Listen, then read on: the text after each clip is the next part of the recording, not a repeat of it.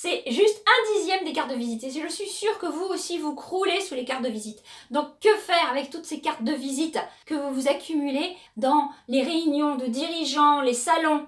Je vous demande, je vous propose dans cette vidéo 3 étapes pour pouvoir justement faire en sorte que vos cartes de visite ne soient pas juste dans un placard.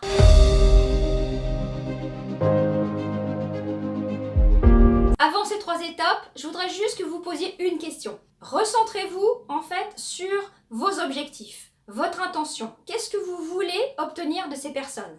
Comme elles veulent certainement obtenir quelque chose de vous. Première étape, faites une sélection parmi vos cartes de visite. Je suis sûre que vous le faites déjà, mais je vais vous proposer en fait 3 points particuliers. Pas simplement en fait une sélection de vos clients potentiels ou de vos prospects. Faites aussi une sélection de vos prospects potentiels, mais aussi de vos prescripteurs potentiels et de vos partenaires potentiels. Parce que ces 2 catégories-là peuvent aussi vous amener du trafic et des clients potentiels. Ensuite, deuxième étape, posez-vous la question, quelles sont les problématiques de chacune de ces catégories-là? Quand vous parlez avec les gens, quand on vous donne les cartes de visite, vous échangez, vous savez quels sont leurs problèmes, leurs frustrations. Du coup, vous allez pouvoir rechercher des contenus, pas obligé que ce soit de vos contenus. Vous pouvez simplement chercher des articles de presse que vous allez relayer ensuite en leur envoyant par mail. Alors c'est sûr, vous allez, pour certains, pour les plus intéressants, les appeler pour pouvoir les rencontrer, mais ceux qui éventuellement peuvent donner quelque chose plus tard, vous pouvez toujours leur envoyer quelque chose en leur disant « Tiens, à la suite de notre échange, j'ai pensé que cet article pourrait vous intéresser. » Alors, je vous entends d'ici, je ne vais pas pouvoir chercher un article pour chaque personne. Non. Mais par contre, vous avez certainement un profil de clients idéaux, vous avez un profil de prescripteur et vous avez un profil de partenaire.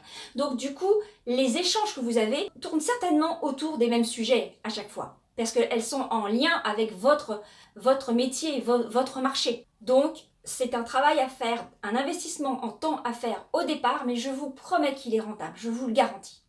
Quand vous sélectionnez les contenus que vous pourriez envoyer à vos prospects ou vos prescripteurs ou vos partenaires, réfléchissez également à ces contenus de façon à ce que vous puissiez, à la fin du mail, leur poser une question qui va engager un dialogue. Par exemple, imaginons que vous êtes consultant en stratégie d'entreprise et que vous envoyez à l'un de vos prospects ou de vos prescripteurs un article, le dernier article des Échos sur comment gérer en 3 points son entreprise.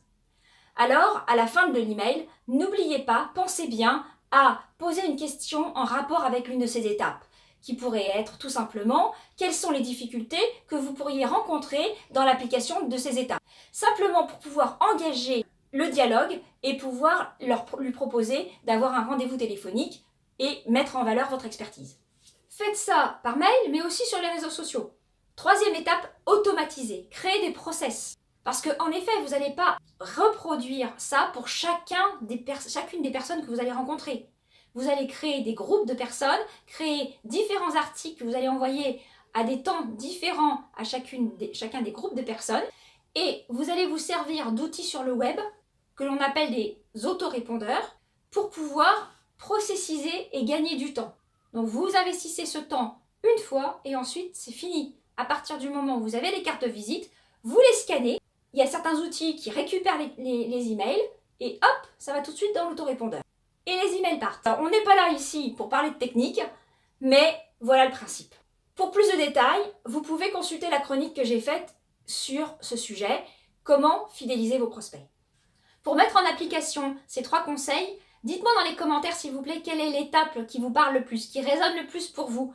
Et peut-être si vous avez d'autres astuces pour pouvoir optimiser l'utilisation des cartes de visite qu'on échange lors de rencontres et de salons divers. Si vous avez aimé ce contenu, likez la vidéo et également bien sûr, si vous pensez que ce contenu, cette chronique peut inspirer d'autres personnes de votre entourage, alors partagez. Et surtout, rendez-vous sur le site pour que nous puissions échanger dans les commentaires. Et si vous n'êtes pas inscrit sur le site, venez tout de suite bénéficier en vous inscrivant de ma formation offerte « Comment inspirer les bonnes décisions de vos prospects, de vos clients potentiels ». Merci beaucoup pour votre attention et à très bientôt dans une prochaine vidéo. Comment parvenez-vous à créer de la confiance avec un prospect en B2B? C'est-à-dire en fait simplement un interlocuteur ou un client potentiel inconnu, vous n'avez jamais rencontré, pour lequel vous voudriez que ça matche.